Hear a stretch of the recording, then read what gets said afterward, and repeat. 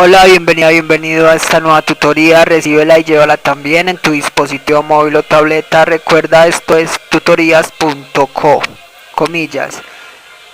Un grupo reunido buscando excluir a buenos estudiantes se puede convertir en una sociedad frustradora de sueños, comillas.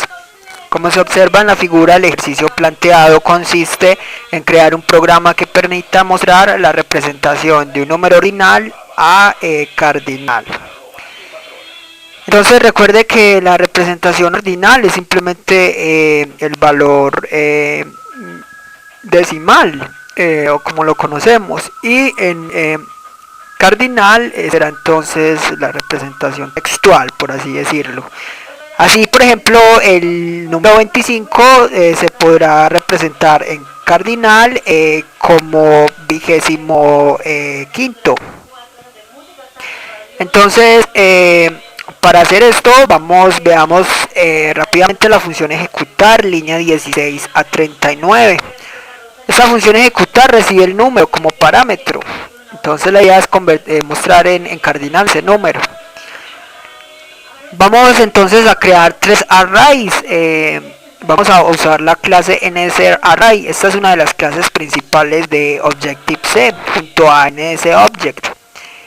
NSArray entonces permite crear un array de textos, de cadenas de texto. Creamos tres llamados uni, dec y sen. Entonces el vector uni o el array uni va a tener los cardinales de los dígitos del 1 al 9. Entonces para el 1 será el primero, para el 9 será noveno. El array dec tendrá los cardinales de las decenas. Entonces para el 10 será el décimo y para el 90 será nonagésimo. Y para el vector sen o el array sen, el de las centenas, el 100 será centésimo y el 900 será noningentésimo. Con esto entonces simplemente será obtener el dígito de la unidad, la decena y la centena del número que se recibió. Simplemente imprimir cada uno de los arrays en esa posición. Entonces observe en la línea 28, para obtener el dígito de la unidad simplemente al número le hallamos el módulo 10. Para obtener el dígito de la decena simplemente será dividir el número sobre 10 y aplicar el módulo 10. Y para la centena simplemente dividir el número sobre 100. Vamos a suponer, ojo, esto es importante, que vamos a recibir un número de 3 dígitos, ¿sí? No 170 o 140, es decir, un dígito, un número de 3 cifras. Pero obviamente este algoritmo se puede mejorar para que sea de cualquier denominación. Bien, entonces ya con esto simplemente podemos imprimir directamente el dato del vector uni en el vector sen en la posición centena, el vector dec en la posición decena y el vector o array uni en la posición unidad. Eso lo podemos hacer directamente, ya que la primera posición de cada array es vacío, o sea que si el número no es mayor o igual a 100 ni es una decena sino que es una unidad, no importa, imprimirá en centena y en decena un vacío y luego el dígito de la unidad. Pero en este caso no lo imprimimos directamente, sino que precisamente usamos las condicionales. Cuando sea mayor o igual a 100 imprimimos los tres arrays, porque es un valor de centena. Si no, si es mayor a 10 imprimimos el de la decena de la unidad, y si no, que es un dígito, imprimimos simplemente la raíz de la unidad en la posición número.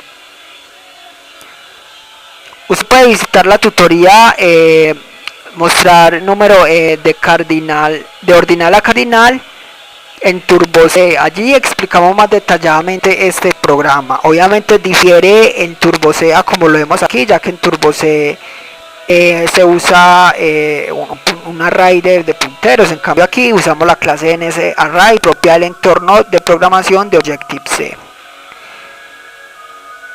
Entonces con esto vemos la estructura general de un programa orientado a objetos.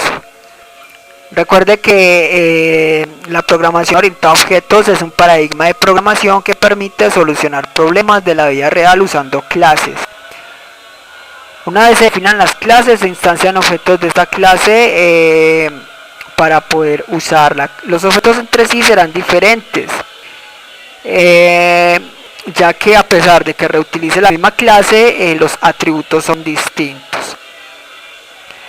Entonces, para programar orientado a objetos en Objective-C, vemos dos bloques de código principales, que son la interfaz y la implementación. En la interfaz se declaran los atributos y las funciones o comportamientos del objeto.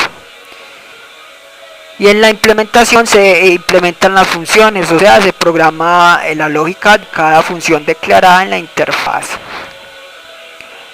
Veamos la interfaz entre la línea 6 a 8, entre las directivas @interface y @end.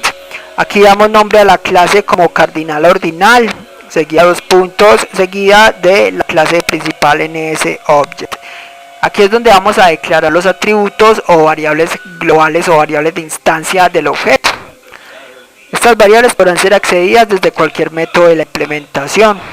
Para este programa declaramos de tipo entero las variables unidad, decena y centena. Ya vimos entonces que estas variables se usarán en el método de ejecutar. Depende del programador saber qué variables pueden ser declaradas como atributos, o sea, variables generales, o simplemente variables locales de una función. Entonces, en esta interfaz, en la línea 7, vamos a declarar también las funciones, en este caso la función ejecutar. Con menos indicamos que es un método de instancia, luego el tipo de dato que retorna, void, o sea, un retorno vacío. Luego el nombre de la función, en este caso ejecutar, y por último los parámetros que recibe. Entonces la función ejecutar recibe de tipo entero una variable llamada número.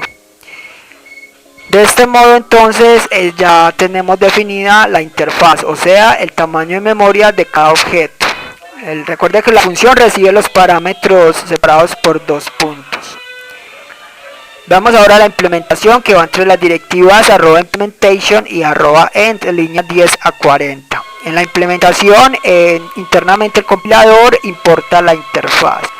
Para poder programar una función, esta debió haber sido previamente declarada en la interfaz. Hay un método especial que es el constructor. Este es el init, línea 11 a 15. Este constructor no es necesario declararlo a menos que se sobrescriba, es decir, que reciba parámetros. Este constructor se invoca cuando se instancian objetos de esta clase. Lo vemos en la línea 47. Y el constructor se encarga de inicializar las variables de instancia.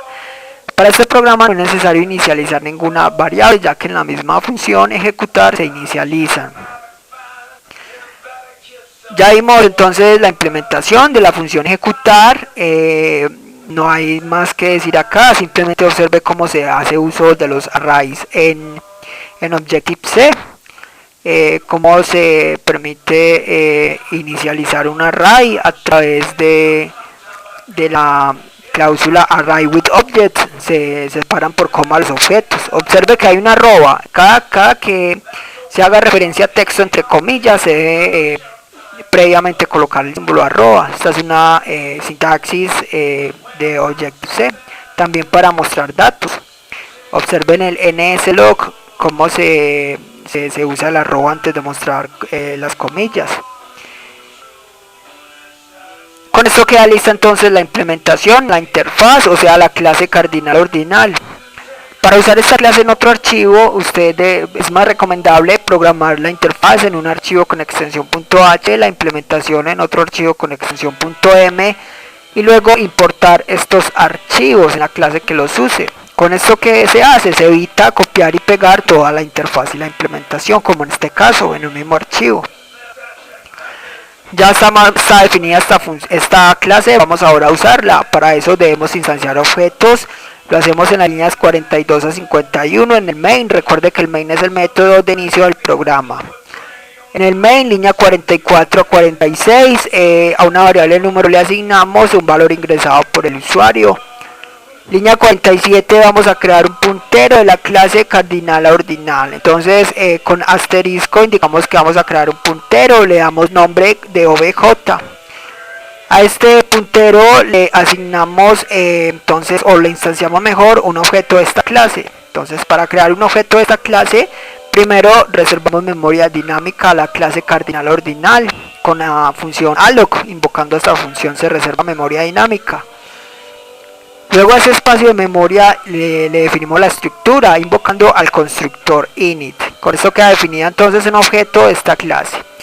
Y obj es un puntero que ya podemos usar para manipular la clase. Simplemente será invocar la función ejecutar, línea 48. Entre corchetes nombramos el puntero obj seguidos de la función, en este caso ejecutar, y los parámetros que recibe. Entonces los parámetros irán separados por dos puntos. En este caso ejecutar recibe el valor numérico número. Este parámetro pasa por referencia ya que obj es un puntero. Con esto el compilador salta a la línea 48 a la línea 16 y continúa con el programa mostrando el resultado. Por último, línea 49, relays es un método que se encarga de liberar la memoria dinámica creada. Esta fue la tutorial ejercicio, crear un programa que permita la representación de ordinal a cardinal. Repasa la teoría, resuelve nuestro test y practica un algoritmo en el tablero. Si esto te gustó o no, te invitamos a discutirlo y valorar la experiencia de esta tutoría. Recuerda, esto es tutorías.co, trinamos como @tutorías, posteamos en